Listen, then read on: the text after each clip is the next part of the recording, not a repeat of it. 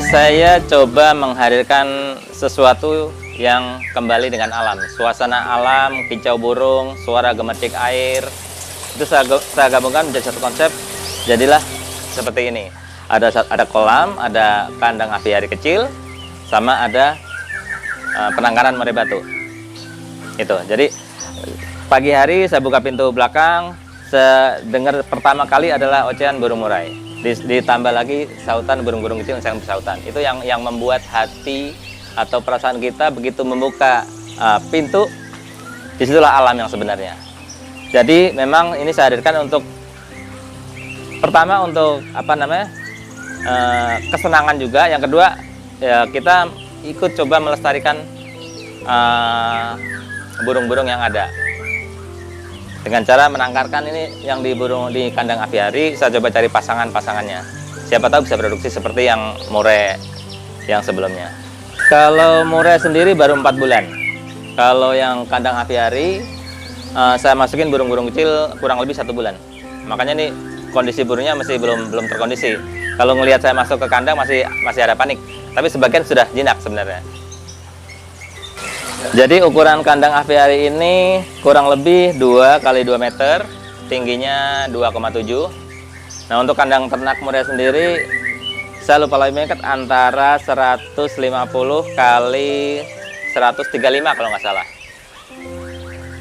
Tapi saya rasa cukup itu untuk ukuran murai. Ada yang bilang kandang murai itu harus besar, tapi ini balik lagi. Masalah penangkaran murai bukan masalah besar atau kecil, tapi masalah bagaimana kandang itu nyaman atau enggak buat burung.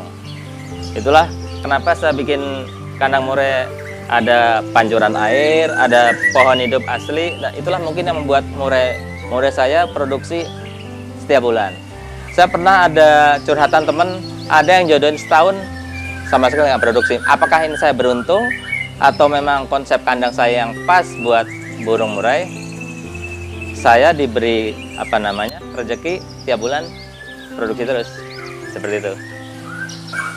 Nah kalau loloh saya pasrahkan ke jantan dan betinanya, ke induknya masing-masing. Jadi ini pas kebetulan 2 hari yang lalu, ini trotolan 2 yang menetas bulan lalu, saya pindahkan ke kandang aviari. Maksudnya apa? Supaya dia mengenal apa sih alam, apa sih tempat aslinya dia, apa sih habitatnya dia.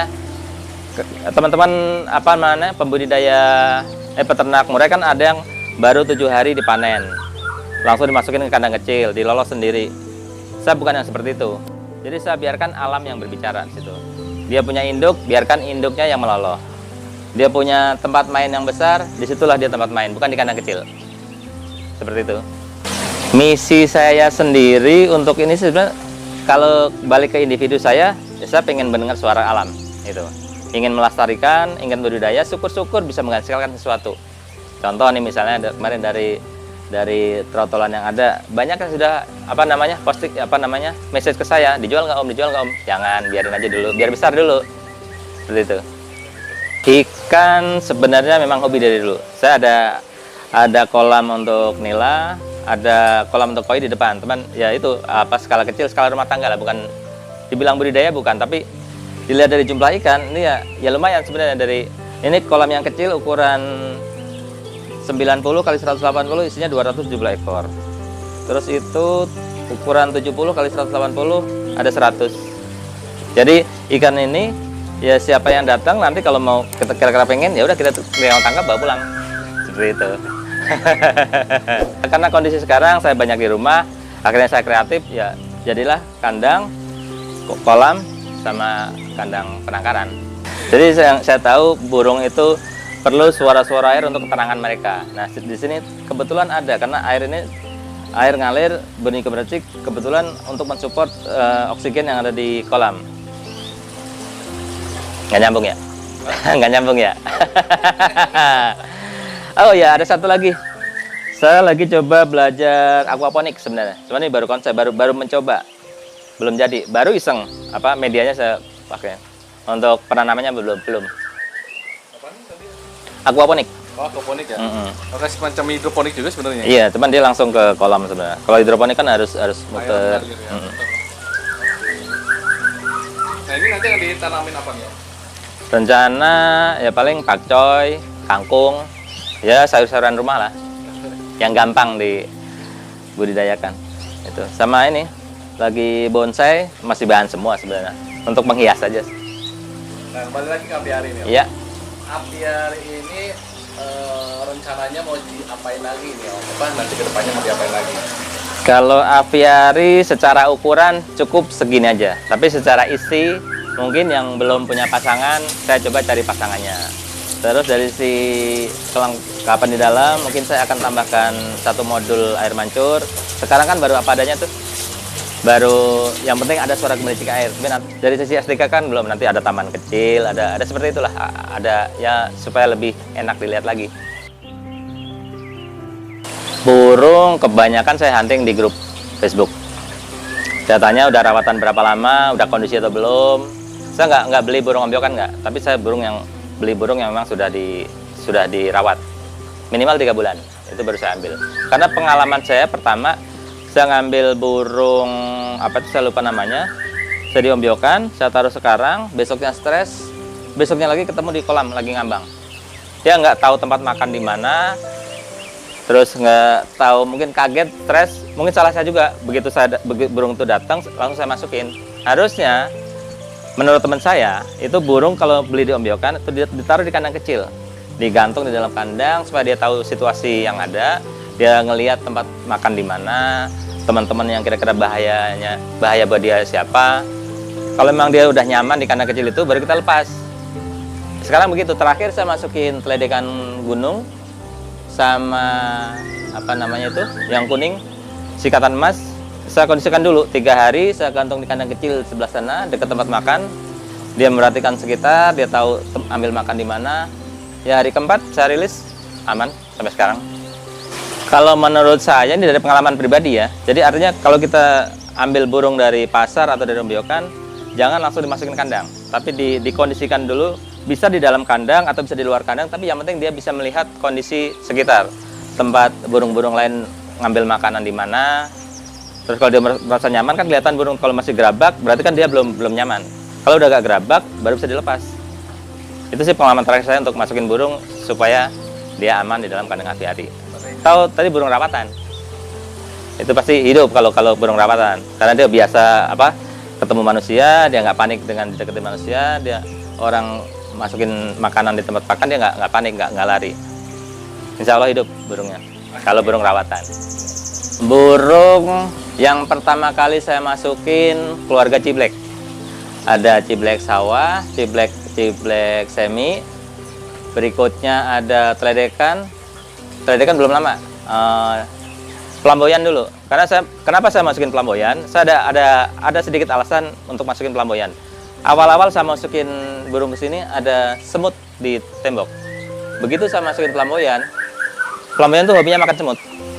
Jadi masalah semut selesai dengan pelamboyan 1 di kandang saya. Itu pelamboyan. Bukan pelamboyan, rambatan. Itu yang warnanya biru, ada kacamata yang paling atas. Kalau pelamboyan ya buat berisik-berisikan aja kalau pagi. Terus ada lagi pleci 1 pasang. Ada cipau, belum lama masuk juga. Ada sikatan emas. Ada juga selendang biru dan teledekan, ini dia itu sikatan emas. Ada 1 lagi jenisnya itu perenjak, burung paling murah. Tapi berisik kalau pagi. Saya dapat info itu nggak sengaja. Jadi saya coba googling waktu itu burung pemakan semut. Muncullah nama rambatan. Besoknya saya hunting, saya dapat burung seharga kalau nggak salah 80.000. Bisa masukin, tempat dia langsung nyaman, langsung ke tembok-tembok dia makan semut. Seminggu kemudian bebas semut, hanya dengan 1 burung. Jadi entah itu kebetulan atau memang saya berusaha nyari apa sih burung makan semut, ternyata rambatan dan terbukti. Jadi untuk teman-teman kalau memang ada juga sih dengan cara kita kasih racun semut, tapi kan kasihan. Artinya kan kita membunuh. Nah kalau kita taruh burung rambatan, mungkin kita nggak dosa ya, karena burung rambatan memang makannya semut. Gitu. Berarti bisa diaplikasikan ke penangkar lain ya? Nah, boleh silakan kalau mau coba. Ini kan mungkin kebetulan sih.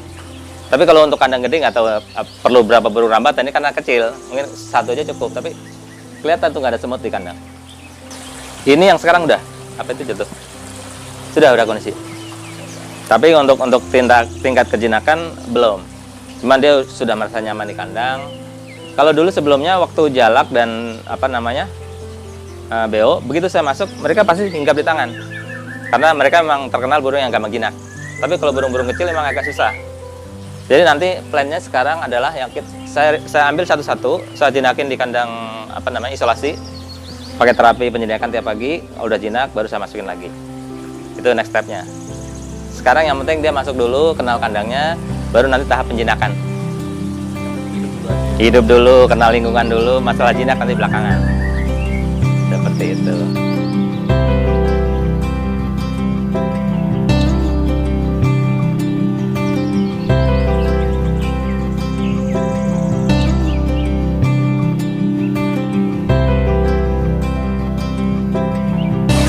Aviari alasan utama adalah perawatan. Coba kita bayangin kita punya burung kecil-kecil belasan, kita mesti nyiapin kandang individu berapa belas. Tiap hari mesti ganti makanan, tiap minuman. Nah, dengan adanya konsep aviari ini, kita cukup ya pengen praktis tanpa harus kehilangan potensi dia berkicau, apa namanya, dia terbang kemana. Itu aja sih, lebih ke praktis dalam merawat. Kalau dia di alam bebas ini yang mendekati alam ini harusnya potensi untuk berkembang jauh lebih besar. Terbukti di Murai, waktu saya masukin ke sini, dia sebulan kemudian dia langsung produksi. Itu kan menandakan bahwa dia nyaman dengan kondisi seperti ini. Kendalanya suatu ketika pernah ada tikus. Tapi itu saya akalin kalau malam saya setel suara jangkrik. Lama-lama tikus nggak akan berani ke sini. Masteran suara jangkrik saya download dari YouTube. Saya setel malam kencang, katanya suara jangkrik itu bisa untuk mastering entah burung apa aja yang bisa terima suara jangkrik, tapi ada beberapa burung yang memang menirukan suara jangkrik, krik krik krik krik krik krik. Selain ngusir tikus, ya ternyata bisa buat masteran. Seperti itu. Kalau burung kecil, sebenarnya kendala utamanya juga tetap kotoran, walaupun dia kecil, tapi kan jumlahnya lebih banyak. Ya itu kelihatan tuh putih-putih itu. Paling ya kendalanya kalau udah kelihatan banyak itu saya semprot pakai air, kan bawahnya medianya kan ada pasir, ada tanah biasa, ada pupuk untuk tanaman-tanaman hidup. Jadi nanti kalau memang sudah kelihatan kotor, saya semprot dari luar. Jatuh ke tanah, jadi pupuk. Alhamdulillah subur. Jadi saya bilang bukan kendala itu, cuman masalah kita rajin atau enggak. Itu. Saya untuk masalah apa namanya atap itu saya tutup separuh sebenarnya. Dia punya tempat kabur untuk apa namanya berteduh dari hujan. Panas pun juga kalau terlalu panas dia akan pasti antara berteduh di bawah pohon atau di bawah naungan itu atap. Jadi nggak sepenuhnya terbuka.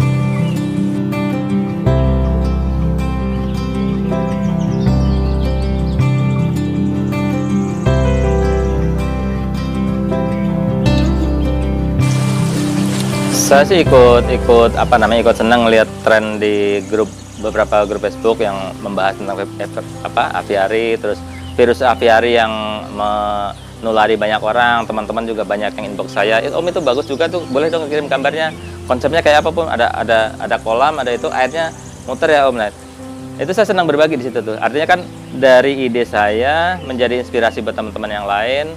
Nggak harus semuanya, tapi konsep utamanya aja dulu.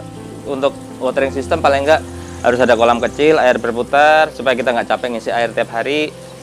Terus tanaman hidup untuk mendukung apa namanya hijaunya dia, hidupnya para burung-burung, tangkringan, kita penempatan tangkringan juga yang nyaman seperti apa.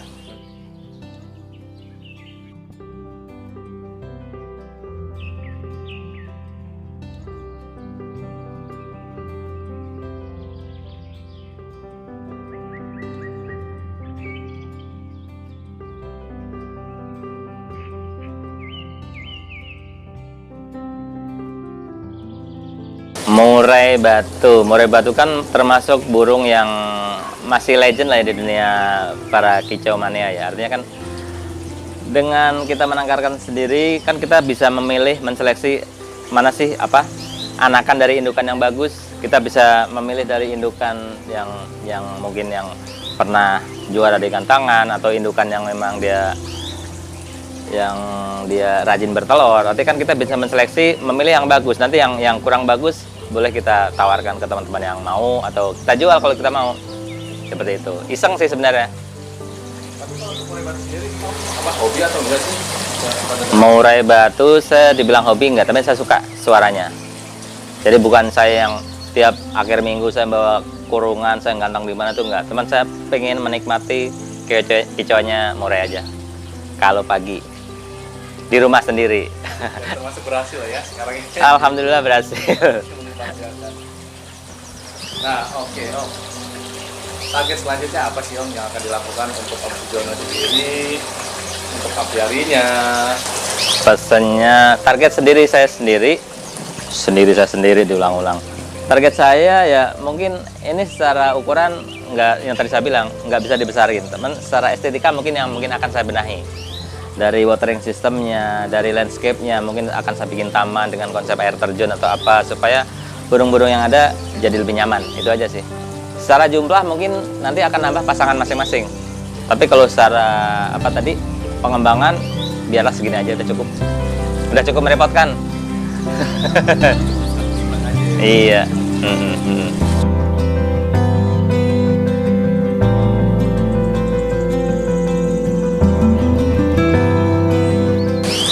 Bicara soal apiari, ya tadi apiari kan nggak memandang besar atau kecil. Kita cuma memanfaatkan dari tanah yang ada. Ini ukuran 2x2, ya itu tadi kembali ke konsep awal. Apiari itu apa? Berarti apiari itu kita menghadirkan sesuatu yang alami di dalam kandang. Ada pohon, ada suara air. Udah, itu aja. Sama burungnya pasti. Itu aja. Simpel aja ya. Simpel. Yang penting kita nggak capek ganti air tiap hari, biarkan sistem itu yang ngalir aja terus, udah cukup. Pak. Oke, satu lagi yang paling penting adalah dengan kita membuat kandang, kita harus mau merawat. Jadi jangan hanya menikmati, tapi kita harus mau merawat. Itu aja kuncinya. Disitulah kesenangan ada kalau kita mau merawat. Oke, itu aja kuncinya. Nggak lebih, nggak kurang. Pakan yang paling penting tadi, kita cari burung yang sudah terkondisi. Artinya kan dengan misalnya kita tinggal keluar kota selama seminggu, kita tinggal kasih pur, kira-kira pur di tempat yang biasa saya taruh itu yang di tengah. Itu kira-kira saya ukur cukup seminggu, setelah saya taruh. Kalau untuk extra fooding sendiri, itu lebih ke namanya makan tambahan ya, berarti saya perlu interaksi dengan mereka. Artinya saya bawa tempat sendiri, saya bawa ke dalam kandang, bisa saya lempar atau bisa saya taruh di tangan. Disitulah saat-saat yang istimewa, interaksi antara saya dengan burung-burung yang ada. Pada saat saya memberikan extra fooding ke mereka. Biar kayak di orang-orang luar negeri ya Om, makan di tangan ya. Oh gitu ya. Ya mungkin itu. Jadi itulah merawat dengan hati. Artinya kan pada saat kita sempat, kita masuk ke kandang, kita berinteraksi, situlah serunya punya kandang apiari.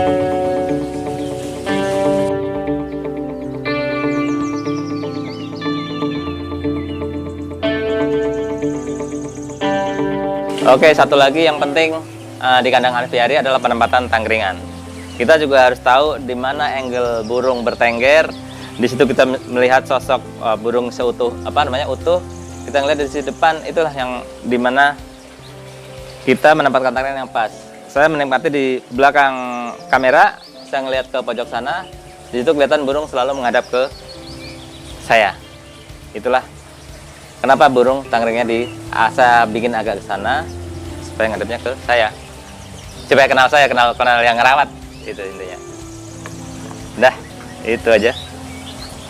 Ini tempat EF, kenapa saya dekatkan di sini ya, supaya melatih interaksi mereka dengan saya sebenarnya. Daripada saya capek-capek masuk ke sana, tiap kali saya ngasih extra fooding, cukup saya taruh di sini, mereka biasa interaksi dengan saya, lama-lama dia akan jinak dengan saya. Oh ya, nih hadirnya apiari ini selain untuk mengumpulkan burung-burung kecil, saya juga untuk kelas vokal sebenarnya, untuk trotolan murai. Bukan dibilang mewah sih enggak ya, artinya kan ini memang kebetulan trotolan sudah mandiri, saya pindahkan ke sini, kalau udah layak dipindahkan ke kandang gantung, kalau sudah belajar vokal saya akan pindahkan. Tapi untuk anakan ini, ya inilah tempatnya dia belajar interaksi dengan alam, dia terbang-terbangan, dia berusaha belajar di mana dia punya teritori, dia akan dominan. Disitulah dia akan belajar apa namanya, kalau dibilang murid itu kan mentalnya harus bagus. Pada saat dia didominan satu kandang, artinya kan dia bisa menaikkan mental dia di antara burung-burung yang kecil. Nanti kelihatan dari hari ke hari dia punya teritori di mana, burung-burung kecil nggak akan mendekati tempatnya dia bertengger. Kalau sekarang mungkin dia paling muda di antara burung-burung ini, jadi mereka masih main bareng. Tapi kalau nanti lama-lama katanya kalau dia beranjak dewasa, dia akan cenderung teritori. Dia akan mempertahankan areanya dia akan menyerang burung lain. Tapi sejauh ini dia masih asik bermain dengan yang lain. Gitu.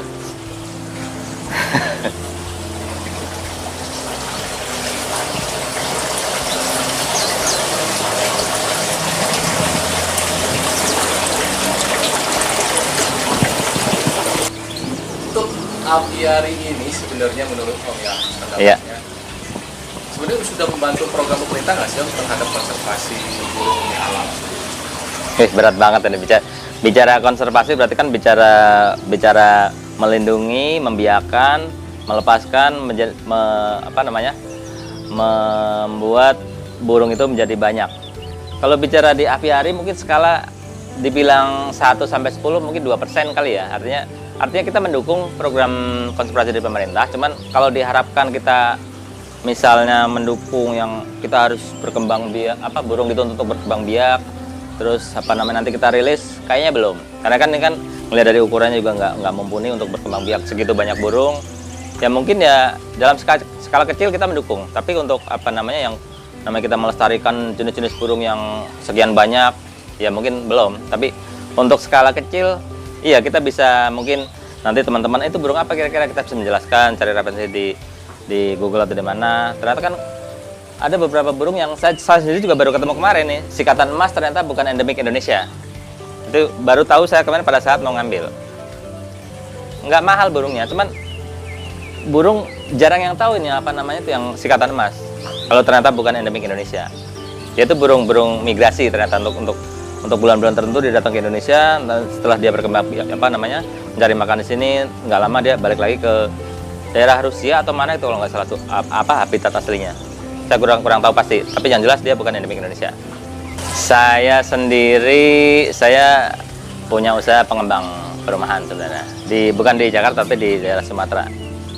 Ya, saya kalau lagi pulang ke sini, ya itulah pengen menghadirkan suasana alam di mana saya ada. Di situ suasana alam pertama kali saya bangun tidur, di situ ada suara air, suara burung.